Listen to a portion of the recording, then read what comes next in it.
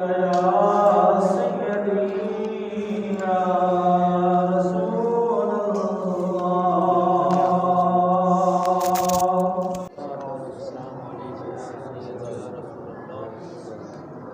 حضرات بآواز بلند محبت کے ساتھ پڑھیے، اس یقین کامل کے ساتھ پڑھیے کہ آپ درود پڑھیں گے، زہرا کے بابا حسنین کے نانا آپ کا درود سنیں گے اور جواب دیں گے۔ بآواز بلند پڑھیے، الصلاۃ والسلام علیک یا سیدی یا رسول اللہ،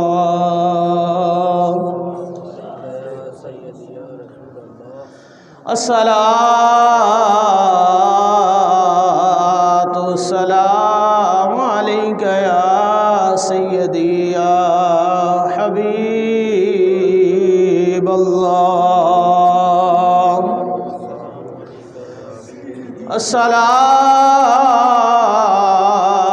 الصلاۃ والسلام علیک یا سیدی یا نبی اللہ، وعلی آلک واصحابک یا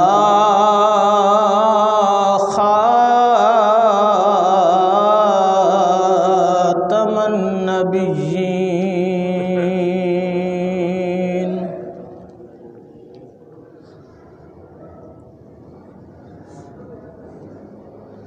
یا ربی صلی وسلم دائما ابدا علی حبیبک خیر الخلق کلہم، یا ربی بالمصطفیٰ بلغ مقاصدنا واغفر لنا ما مضى یا واسع الکرم، محمد سید کونین و ثقلین والفریقین من عرب و عجم، یا ربی صلی وسلم دائما ابدا علی حبیبک خیر الخلق کلہم، ثم الرضا عن ابی بکر وعن عمر وعن علی وعن عثمان ذی الکرم، یا ربی صلی وسلم دائما ابدا علی حبیبک خیر الخلق کلہم، بلغ العلا بکمالہ کشف الدجی بجمالہ حسن جمیع خصالہ، صلو علیہ وآلہ، الہی برحق بنی فاطمہ کے برقول ماں کنی خاتمہ، گرداوتم رد کنی ورقبول من دست و دامان آل رسول۔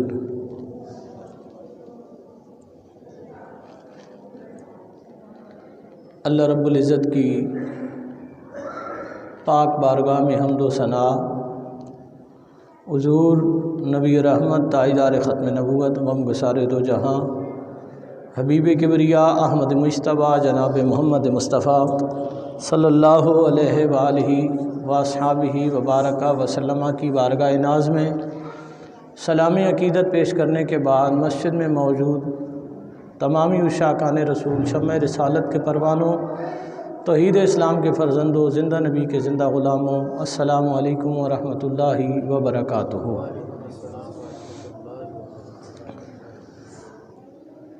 الحمدللہ اللہ رب العزت کا جتنا شکر ادا کیا جائے کم ہے، اس نے آج ہمیں پھر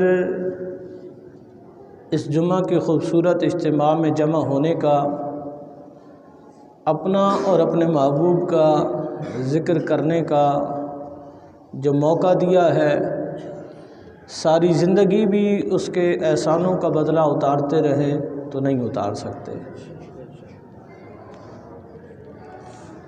ماہ جمادی الثانی کا آغاز ہو چکا ہے، اور چونکہ ہم نسبتوں والے لوگ ہیں، الحمدللہ ہر ماہ کوئی نہ کوئی نسبت ہمارے لیے موجود ہے۔ اس مہینے کی سب سے بڑی نسبت میرے نبی کا وہ یار جو بچپن سے لے کر بچپن سے لے کر جنت تک جو نبی کا یار ہے اس نبی کی یار کا یہ مہینہ ہے۔ ایک اور نسبت اسی مہینے میں کاتب وحی صحابی ہیں، حضور کے رشتہ دار ہیں، سیدنا امیر معاویہ، آپ کی نسبت پر بھی انشاءاللہ اس ماہ میں گفتگو کریں گے۔ بہرحال آج جو قرآن کی آیت کریمہ پڑھی ہے اس کے ضمن میں چند ایک باتیں جو آپ کی گوش گزار کرنی ہے، وہ ہماری زندگی کا ایک اہم ترین پہلو ہے، یعنی اخلاق حسنہ، ہمارا اچھا اخلاق۔ اللہ نے قرآن میں اس کے بارے میں ارشاد فرمایا وَإِنَّكَ لَعَلَىٰ خُلُقٍ عَظِيمٍ، اے محبوب آپ اخلاق کے اعلیٰ ترین درجوں پر ہیں، یعنی اخلاق بھی دربار مصطفیٰ کی خیرات ہے۔ پھر میرے نبی کا فرمان ہے، حضور نے فرمایا انما بعثت، مجھے بھیجا گیا ہے لِأُتَمِّمَ مَكَارِمَ الْأَخْلَاقِ، میں تمہارے اخلاق کو تکمیل تک پہنچاؤں۔ یعنی اللہ کے نبی نے فرمایا میں کائنات میں تمہارے اخلاق کو سنوارنے کے لیے آیا ہوں۔ دنیا کے اندر حضور جانا کی آمد سے قبل انسان تو تھا پر انسانیت نہیں تھی۔ حضور کی اس کائنات میں جلوہ گری سے پہلے انسان تو بستا تھا پر انسانیت نام کی کوئی چیز نہیں تھی۔ لیکن آج ایک ہم سے بھول ہوئی ہے، ہم یہ سمجھ رہے ہیں کہ میٹھا بولنا ہی صرف اخلاق ہوتا ہے، نرم لہجے میں گفتگو کر لینا شاید ہماری نظر میں یہی اچھا اخلاق ہے۔ لیکن اتنا یاد رکھیے گا منافقوں کا لہجہ بھی میٹھا ہوتا ہے۔ ایک کپڑے کی دکان پہ کھڑا ہوا کپڑا بیچنے والا وہ بھی اپنا لہجہ میٹھا رکھتا ہے، جھوٹ بول کے فریب سے دھوکے سے قسم کھا کر کپڑا بیچ رہا ہوتا ہے لیکن لہجہ میٹھا ہوتا ہے۔ منافق شخص اسی ہتھیار کو استعمال کرتا ہے، لہجہ میٹھا ہو یہ اخلاق کی علامت بھی بن سکتا ہے، پر کس صورت میں؟ جب آپ کسی کے سامنے بیٹھے ہوئے گفتگو کر رہے ہوں، جب بھی آپ کا لہجہ نرم ہو، وہ اٹھ کے چلا جائے تو اس کے پیٹھ پیچھے بھی آپ کا لہجہ نرم ہونا چاہیے، ورنہ ہمارا ایک معیار بن گیا ہے بندہ سامنے موجود ہوگا نا، سامنے ہم اس سے اتنی محبت سے گفتگو کریں گے، اتنی محبت سے گفتگو کریں گے کہ شاید ہم جیسا اعلیٰ اخلاق کا مالک کوئی نہیں ہے، وہ بندہ اٹھ کے 4 قدم نہیں چلے گا، ہم برابر والے کو کہیں گے دیکھا میں نے اسے کیسا شیشے میں اتار دیا۔ یہ منافقت ہے۔ اگر کسی کے لیے اس کے چہرے پہ تمہارے لیے نرمی موجود ہے، اس کے منہ پر نرمی ہے، تو پیٹھ پیچھے بھی نرمی رکھ، اخلاق اس کا نام ہے۔ یعنی اگر آپ کی محفلیں اچھی ہیں نا تو تنہائیاں بھی اچھی ہو گئی تو اخلاق سنور جائے گا۔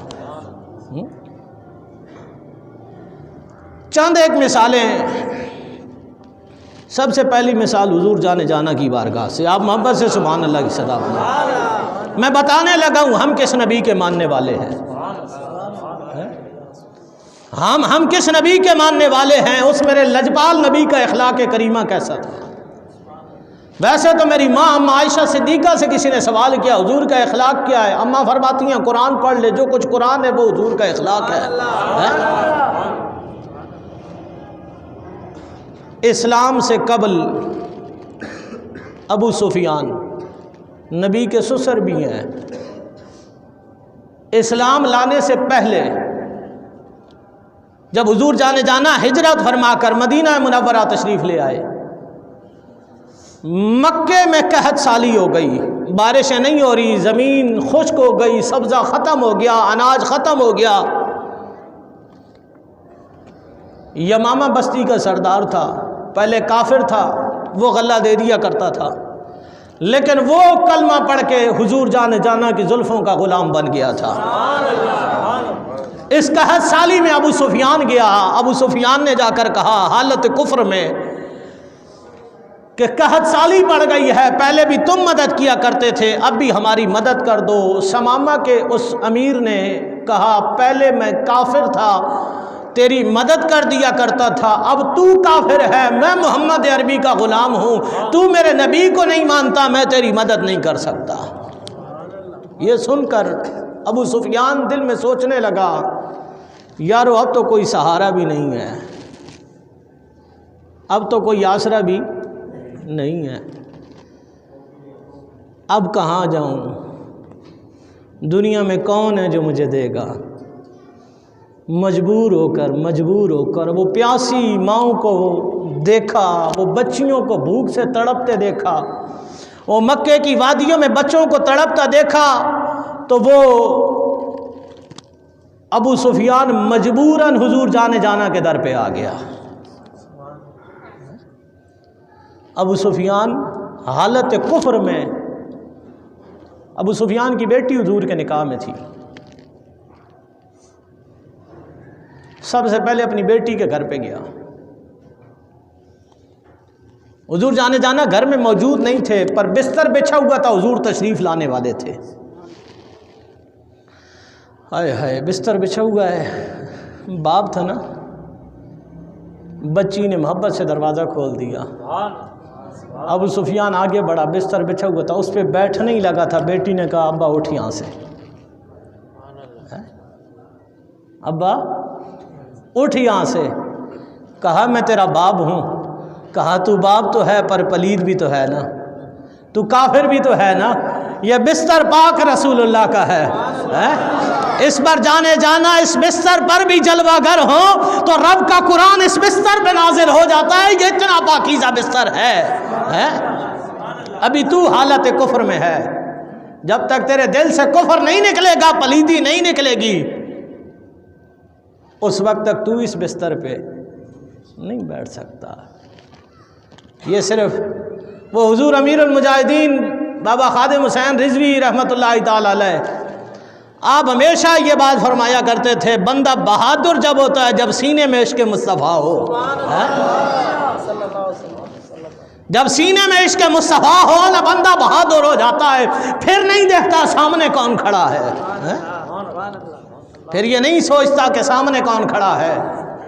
جیسے اس وقت ہماری حکومت غلط فہمی میں ہے کہ ہم فرانس کا سفیر نہیں نکالیں گے، میں نے کہا یہ دنیا میں رہ کر بابے نے تم سے وعدہ کیا تھا، اب تو وہ رسول اللہ کی بارگاہ میں ہے،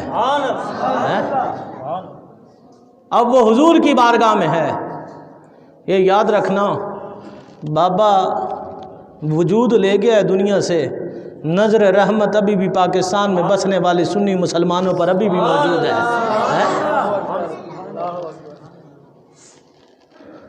حضور جانا تشریف لائے، ابو سفیان کہتا ہے محمد میں نے بڑے ظلم کیے ہیں، اور آیا پتہ ہے کب تھا؟ ابھی قریب ہی غزوہ احد میں حضور جانا کے دندان مبارک شہید کیے تھے، ابھی قریب ہی حضور کے چچا سیدنا امیر حمزہ کا کلیجہ چبایا تھا ان کافروں نے، آپ کے جسم کے ٹکڑے ٹکڑے کر دیے تھے، یعنی وہ سیدنا امیر حمزہ کہ جس کے دنیا سے جانے کے بعد جب لوگ اپنی میتوں پر رو رہے تھے، کریم آقا نے فرمایا یار آج دنیا پر رونے والے موجود ہیں، کوئی میرے چاچا کو رونے والا نہیں ہے۔ اتنی محبت تھی سیدنا امیر حمزہ سے، آپ سید الشہداء ہیں، آج بھی مدینے کے گورنر کو سیدنا امیر حمزہ کہتے ہیں۔ اللہ آپ کو مدینے بلا لینا اور پھر حاضری کی تمنا ہو، فقیر کی یہ بات دل کی تختی پہ لکھ کے لے جا، آتے ہوئے نا آخری مرتبہ رسول اللہ کریم کی بارگاہ میں جانے سے پہلے سید الشہداء بدر کے میدان میں کھڑے ہو کر، احد کے میدان میں کھڑے ہو کر، سیدنا امیر حمزہ کے روزے کے بعد وہاں کھڑے ہو کر صرف رب کی بارگاہ میں ہاتھ اٹھانا، مولا تجھے اس گورنر مدینہ کا وسیلہ دیتا ہوں، اور امیر حمزہ کی بارگاہ میں عرض کر دینا کہ میں پھر آپ کے نبی کے مدینے میں آنا چاہتا ہوں، بس میری اگلی حاضری لکھوا دیجئے۔ خدا کی قسم تو ابھی روزہ رسول پہ بعد میں جائے گا، امیر حمزہ تیری اگلی حاضری کا پروانہ پہلے تجھے رسول اللہ کی بارگاہ سے عطا کروانا۔ یہ گورنر مدینہ ہے، ابھی کافروں نے کلیجہ چبایا تھا،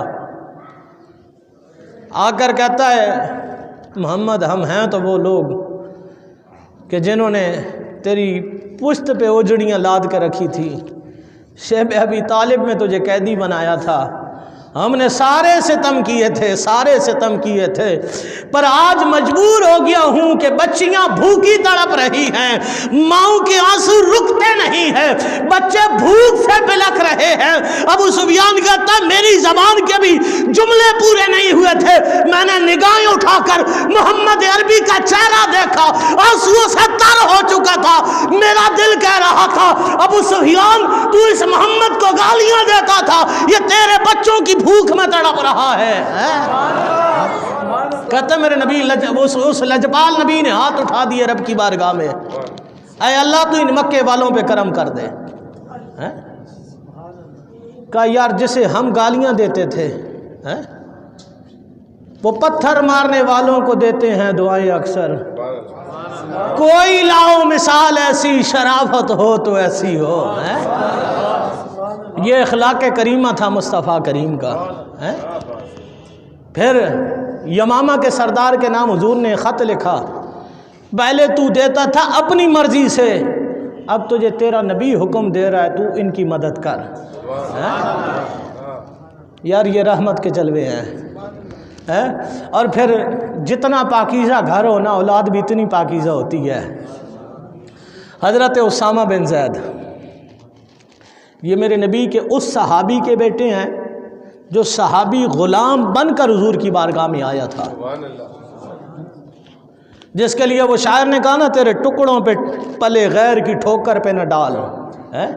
اگر آپ حضرت زید کی زندگی کو دیکھیں یہ واحد صحابی ہے جس کا رب نے قرآن میں نام ذکر کیا ہے، 1.25 لاکھ صحابہ کے اندر کسی صحابی کا نام قرآن میں نہیں ہے، یہ واحد صحابی ہے جس کا نام رب نے قرآن میں ذکر کیا ہے۔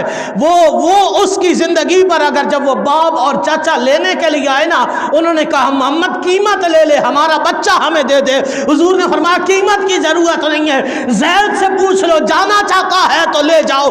باپ وہ کبھی باپ کا چہرہ دیکھتا، کبھی رسول اللہ کریم کا چہرہ دیکھتا، کبھی چاچا کے چہرے پہ نظر ڈالتا، کبھی کریم آقا کے چہرے پہ نظر ڈالتا۔ حضور نے فرمایا زید جانا چاہتا ہے تو چلا جاؤ۔ زید نے تڑپ کے کہا تیرے ٹکڑوں پہ پلے غیر کی ٹھوکر پہ نہ ڈال۔ کہاں جا کے کھائیں جھڑکیاں یا رسول اللہ صدقہ تیرا چھوڑ کر، رسول اللہ کا در چھوڑ کے کہاں جھڑکیاں کھاؤں گا۔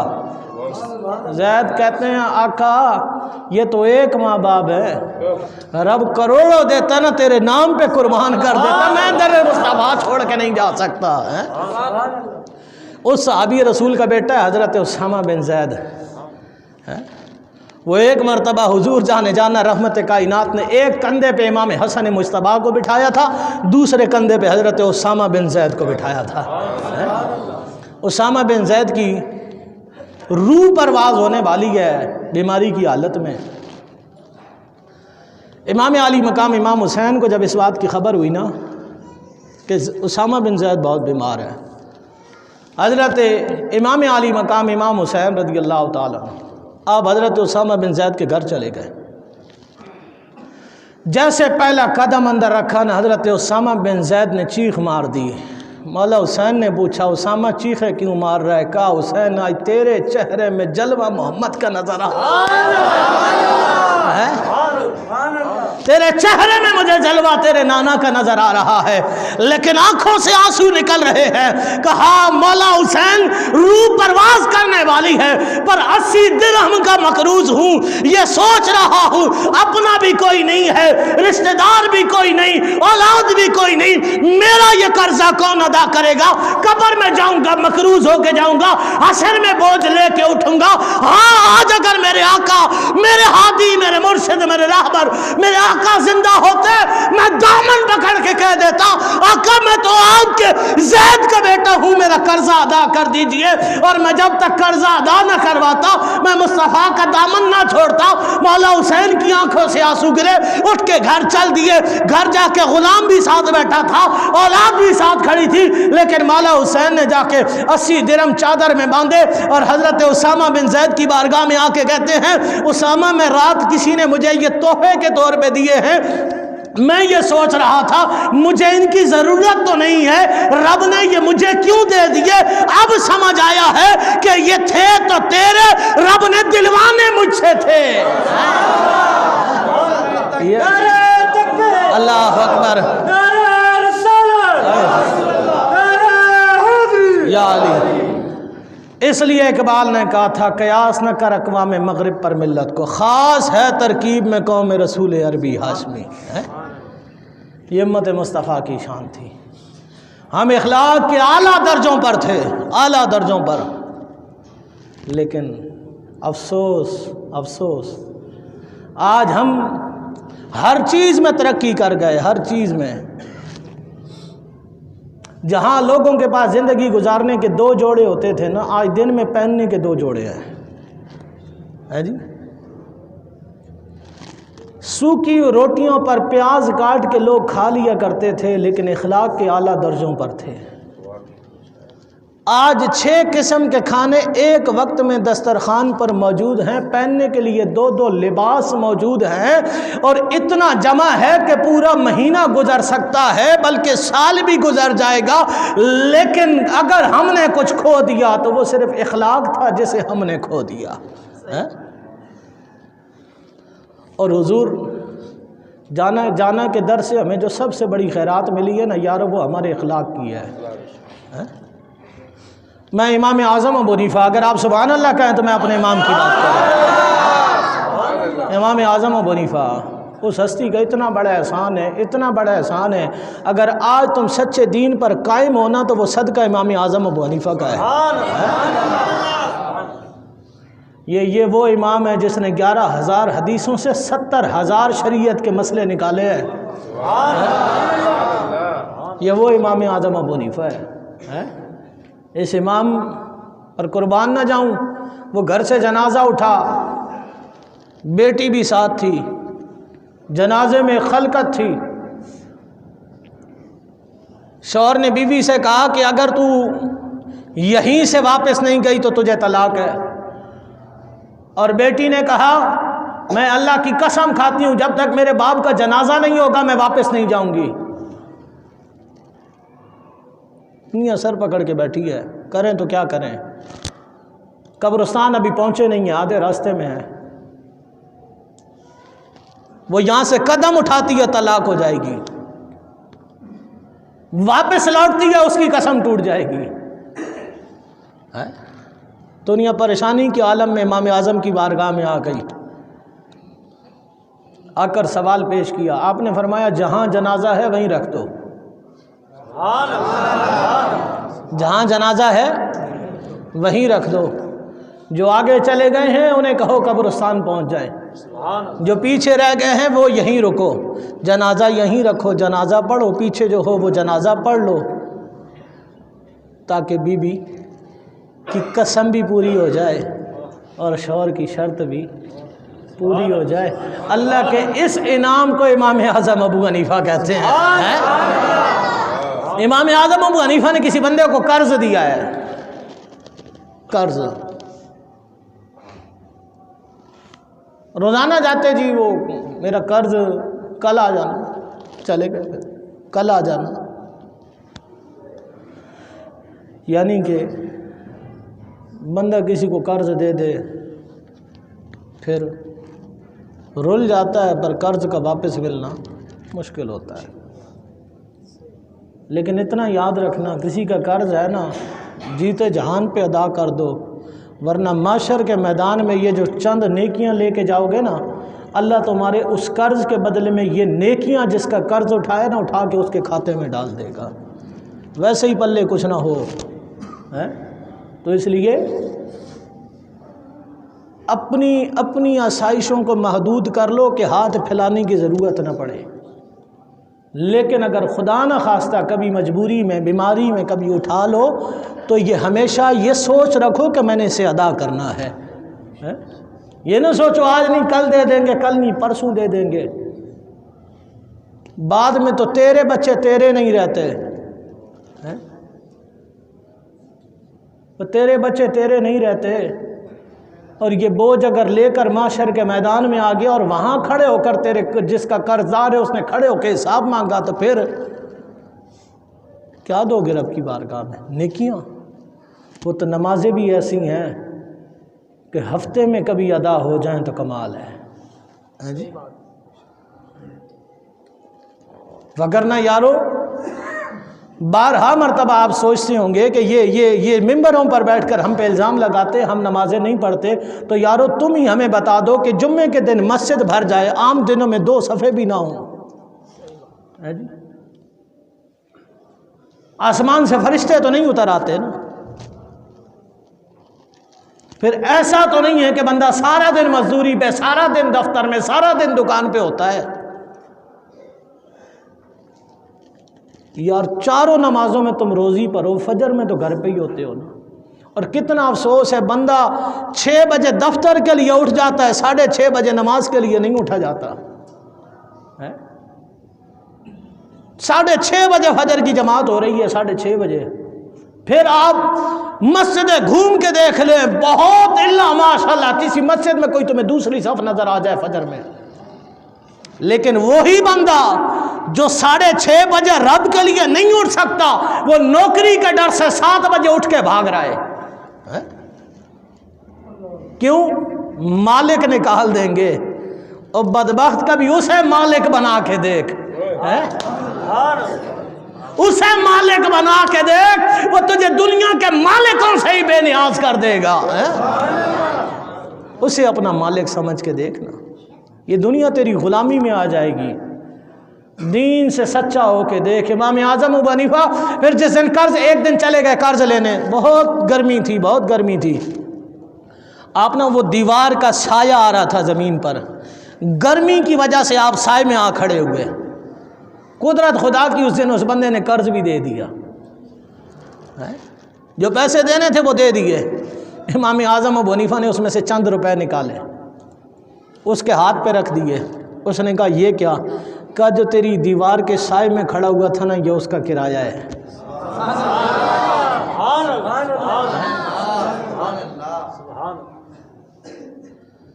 تھوڑا سا اونچا کہہ دو سبحان اللہ۔ اب تم بھی تو پھر اسی بات پہ، بندہ کسی وہابی کو، کسی شیعہ کو کچھ بولے، تم بے قرار ہو کے سبحان اللہ کہتے ہو، پھر کہتے ہو جی یہ باتیں ہمیں اور نہیں بتاتے، دوسری باتوں پہ تم بھی تو نہیں کہتے سبحان اللہ۔ یار اس بات میں مزہ نہیں آیا تمہیں؟ اس میں لذت نہیں تھی کہ مسلمانوں کا اخلاق کتنا اعلیٰ تھا؟ چند روپے نکال کے اس کے ہاتھ پہ رکھ دیا، اس نے کہا یہ کیا؟ کہا تیری دیوار کے سائے میں کھڑے ہونے کا کرایہ ہے۔ اس نے کہا یار اگر اس امت کا یہ نعمان بن ثابت کا اخلاق کتنا اعلیٰ ہے، تو پھر ان کے نبی محمد مصطفیٰ کا اخلاق کتنا اعلیٰ ہوگا۔ اس نے کہا یہ پیسے بھی پاس رکھ، جس نبی کا تو نوکر ہے، کلمہ پڑھا کے مجھے بھی اسی کا نوکر بنا دے۔ اللہ اکبر، یا رسول اللہ،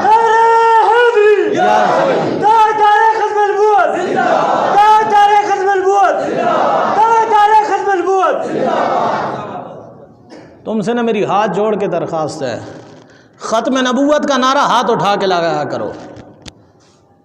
اس کی وجہ پتہ ہے کیا ہے؟ بھٹو کا نام سنا ہے جی؟ کسی نے تو سنا ہوگا، آج تک زندہ ہے نا۔ ہے نا زندہ؟ ہے جی؟ ہے نا زندہ؟ یہ خدا کی قسم اس کی ذات کا کمال نہیں ہے، یہ ختم نبوت کی نوکری کا کمال ہے۔ اور جس نے ختم نبوت پہ نوکری کی ہے، لوگ تو اسے سیاسی طور پہ لگاتے ہیں نا، حقیقت سمجھ یہ سیاسی نہیں ہے۔ اس نے جب ایک سائن کیا تھا نا، اس نے کہا تھا یہ جو قلم چلا ہے نا، قلم، اس کی وجہ سے بھٹو کی بخشش ہوگی۔ یار اگر وہ قلم کی وجہ سے صرف اس لیے بخشا جا سکتا ہے کہ وہ ختم نبوت زندہ باد لکھ رہا ہے، اور اگر تو بھی محبت سے ہاتھ اٹھا کے کہے گا تاجدار ختم نبوت زندہ باد، زندہ باد، تاجدار ختم نبوت، یار یہ تیرے ہاتھ تیری بخشش نہیں کروا سکتے۔ کل اسلام آباد میں ایک FIR کٹی، کس وجہ سے؟ قائدیانی کو کافر قرار دینے کی وجہ سے۔ بندے نے منہ سے نکال دیا قائدیانی کافر ہے، تھانے پہ اس کی FIR کٹ گئی۔ یعنی اب وہ یہ چاہتے ہیں کہ اس وطن کے اندر سے محمد رسول اللہ کی جاگیر ختم ہو جائے، لیکن یارو یہ بات پکی ہے کہ جتنے اس وقت سنی ماؤں کے بچے زندہ ہیں، جب تک خون کا آخری قطرہ سلامت ہے، ہم اس حکومت پاکستان کو یہ بتا رہے ہیں، ایک تم سے پہلے ذلیل ہو چکا ہے، تم بھی ذلت کے گڑھوں میں اتار دیے جاؤ گے۔ اگر محمد رسول اللہ کی عزت پہ ڈاکہ مارنے کی کوشش کرو گے، مسجد کا منبر ہو یا گلی چوراہا ہو، ہم تمہیں علل اعلان بتا رہے ہیں، تاجدار ختم نبوت زندہ باد، زندہ باد، تاجدار ختم نبوت زندہ باد، زندہ باد۔ اور ہمیں مجبور نہ کرو، ورنہ خدا کی قسم اگر تم نے صرف اس بات میں FIR کاٹی نا کہ قائدیانیوں کو کافر نہ کہو، تو ہم جمعے کے خطبوں میں نا، خطبہ پڑھنے کے بعد پورا گھنٹہ نعرہ صرف ایک ہی لگائیں گے، کافر کافر، قائدیانی کافر، کافر کافر، قائدیانی کافر، کافر کافر، قائدیانی کافر۔ عزت اس کی کریں گے جو نبی کی عزت کرے گا، غلامی اس کی کریں گے جو محمد رسول اللہ کی غلامی کرے گا۔ کائنات کے بدبختو، یہ یاد رکھنا، اس کائنات میں جس کو بھی ملا ہے رسول اللہ کے در سے ملا ہے بس۔ اس لیے تم سے بھی ہاتھ جوڑ کے کہتے ہیں، ایک میرے نبی کا اخلاق کا واقعہ اور سنو، ایسا نہیں، محبت سے کہو سبحان اللہ، ہے جی؟ اتنی محبت سے کہہ دو بار والوں کا بات چلی جائے، شاید اندر سردی ہے، شاید مسجد کے اندر سردی ہے، پر ظالم یہ تو سوچ دل میں عشق محمد کی کتنی گرمی ہے۔ بندہ سچا ہونا سچا ہے جی، ٹھیک ہے، اور یہ باتیں کرنا آسان بھی نہیں ہے۔ یہ باتیں بندہ جب ہی کرتا ہے جب روٹی کسی سے مانگ کے نہیں کھاتا۔ نوکری کرنی ہے پاک رسول اللہ کے در کی کر، دنیا تجھے کیا دے گی ہے؟ دنیا دولت میں تول دے گی، یہ دولت تو محمد مصطفیٰ کے در کی خیرات ہے۔ وہ معراج کی رات تھی نا، حضور جانا وہ ساتوں آسمانوں سے اوپر ہے، رب کائنات کی بارگاہ میں میرا کریم فرما رہا ہے، میرے رب کائنات نے فرمایا، محمد ہم نے سب کچھ تجھے اپنے لیے دیا ہے، تو اپنے لیے ہم سے کیا مانگے گا؟ اب تک تو جو دیا ہے ہم نے اپنی مرضی سے دیا ہے، کچھ تو بھی تو اپنی مرضی سے مانگ لینا ہم سے۔ اس پاکیزہ سفر میں پاکیزہ رب کی بارگاہ سے میرا نبی جو تیرے لیے پاکیزہ تحفہ لایا ہے نا، وہ نماز ہے۔ کتنی دے کے بھیجا تھا؟ 50 نا، آخر رہ کتنی گئی؟ اس نے نمازیں گھٹا دی، ثواب نہیں گھٹایا۔ نمازیں گھٹا دی پر ثواب، اس سے زیادہ کریم رب بھی کوئی ہوگا؟ آپ نے کئی بار یہ واقعہ سنا ہے، کئی بار، اس پر علماء کا اختلاف بھی ہے۔ بعض علماء فرماتے ہیں بھئی یہ حقیقت ہے، بعض فرماتے ہیں یہ حقیقت نہیں ہے۔ آپ نے بھی بچپن سے یہ پڑھا ہے، بس 2 منٹ کے اندر گفتگو ختم، لیکن آپ نے سننے کا حق ادا کر دینا ہے۔ بچپن سے آپ نے بھی پڑھا، ابھی جو بڑھاپے کی دہلیز پہ پہنچ گئے ہیں، 70-80 سال عمر ہو گئی ہے، وہ بھی بچپن سے پڑھتے آئے. ابھی یہ جو بچے سامنے بیٹھے ہیں، ان بچوں نے بھی یہ واقعہ پڑھا ہوگا. اختلاف اپنی جگہ پر ہے علماء کا. میں اس طرف نہیں جاتا کہ علماء کا اختلاف کیا ہے، علماء کیا فرماتے ہیں. میں صرف ایک بات کرنا چاہتا ہوں. ایک بوڑھی عورت حضور پہ کچرا پھینکتی تھی. بعض علماء کہتے ہیں یہ ہو ہی نہیں سکتا، صحابہ اس کی گردن نہ کاٹ دیتے. لیکن بعض علماء لکھتے ہیں کہ نہیں جی یہ واقعہ حضور کے اخلاق میں موجود ہے. میں اس واقعے کی طرف نہیں جاتا. ایک دن نا حضور جانا تشریف لائے، ساتھ سیدنا ابوبکر صدیق ہے.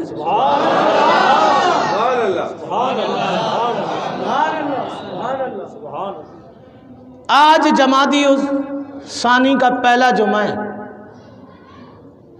آگے اس مہینے میں 4 جمعے آنے ہیں. کتنے؟ 4.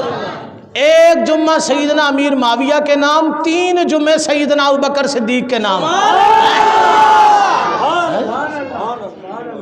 اور ہمارا تو مشن ہے کہ سنی جیسے مولا علی کے نام پہ گج کے کہتا ہے نا، ایسے کبھی ابو بکر کے نام پہ بھی گج کے بول سبحان اللہ. اور خدا کی قسم صرف یہ سیدنا ابوبکر صدیق کے ذکر پہ آنے دو. زبان تو زبان ہے، ہم تمہارے دلوں سے بھی سبحان اللہ کی صدائیں بلند کروائیں گے. بتائیں گے صدیق کہتے کسے ہیں، ابو بکر کا مقام کیا ہے اس کائنات میں. حضور جانا ابوبکر صدیق ساتھ نے حضور تشریف لائے نہ، وہ بڑھیا کچرا پھینکنے نہیں آئی. ابوبکر صدیق نے ہاتھ پکڑا، سونے قدم اٹھا لو چل لیں. پھر آ گئی کچرا پھینکے گی، کپڑے تبدیل کرنے پڑیں گے، نماز کے لیے جانا ہے. آج وہ نہیں آئی. چل آج ابوبکر صدیق عرض کرتے ہیں آقا بس آج جلدی قدم اٹھائیں چل لیتے ہیں. ابوبکر صدیق کا ہاتھ میرے قریب نے پکڑ کے کہا ابوبکر رک جا یار، آتی کچرا پھینکنے تھی پر آتی تو روز تھی نا. آتی کچرا پھینکنے تھی پر آتی تو روز تھی. او اقصی مسجد میں بیٹھنے والوں، ہاتھ جوڑ کے کہتا ہوں غلامی کرنی ہے میرے نبی کی کر. اور جو کچرا پھینکنے والوں کا رک کے انتظار کر لیتا ہے نا، تو اس کائنات میں رہ کر محمد عربی کے گیت گانا شروع کر، حضور کی ختم نبوت سے وفاداری کر، عقیدہ ناموس رسالت کا محافظ بن کے اٹھ. معاشر کے میدان میں یار اگر کملی والا مکے کی گلیوں میں کچرا پھینکنے والوں کا رک کے انتظار کر سکتا ہے نا، تو وہ جنت کی گلیوں میں رک کے تیرا بھی کملی والا انتظار کر لے گا. بس بات اتنی ہے کہ وفاداری کرو حضور سے. نہ ادا ضروری ہے نہ قضا ضروری ہے، بس محمد سے وفا ضروری ہے. اللہ رب العزت میرے شکستہ الفاظوں کو اپنی بارگاہ میں قبول فرمائے. اخلاق سنوار لو، لہجوں میں مٹھاس پیدا کرو، لوگوں کے چہروں پر بھی میٹھے بن جاؤ، تنہائی میں بھی ان کے لیے میٹھے بن جاؤ. رب اس جہان میں بھی کامیاب کر دے گا، رب اس جہان میں بھی کامیاب کر دے گا. وآخر دعوانا الحمدللہ رب العالمین.